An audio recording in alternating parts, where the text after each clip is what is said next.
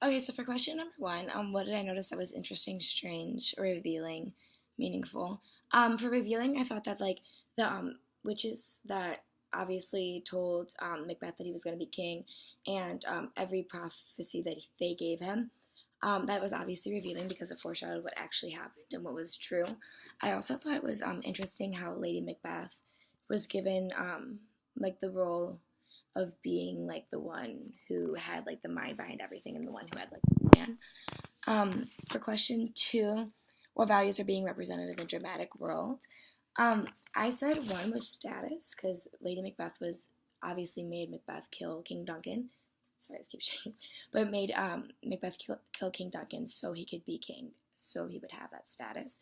I also said another one was like safety and um, like dishonesty almost because they kept killing all these people in order to keep their name sacred and to order to um, like make sure that they didn't like diminish their name or like no one figured out that he was the one who killed the king.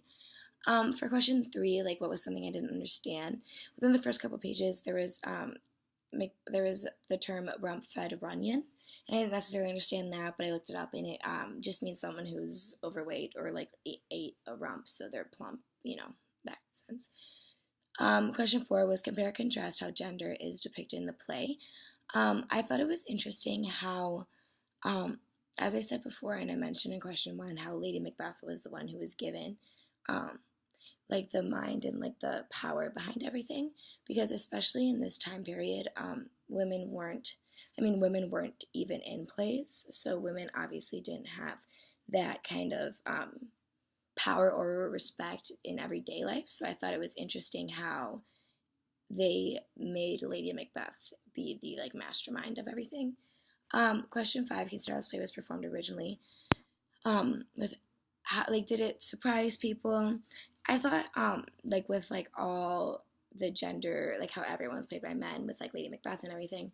I thought it probably did in a sense that like when she becomes stern, it probably made her seem a lot sterner, and in a sense of like when she was being like powerful and being a leader, it probably like saw it more so like they probably saw her more as that way because it was depicted by men, and if it was depicted by women, they probably wouldn't have considered it the same way.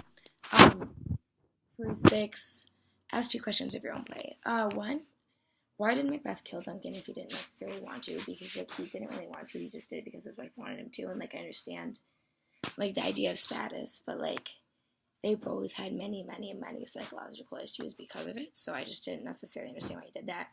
And also, like, why did they kill everyone else? Like, I obviously was to keep his name safe, but it just shows that like once you kill one person, you become absolutely desensitized to it. Like, he killed the first person, which was so hard, and then he just kept killing everyone. So I just, yeah. So those are my two questions, and yeah.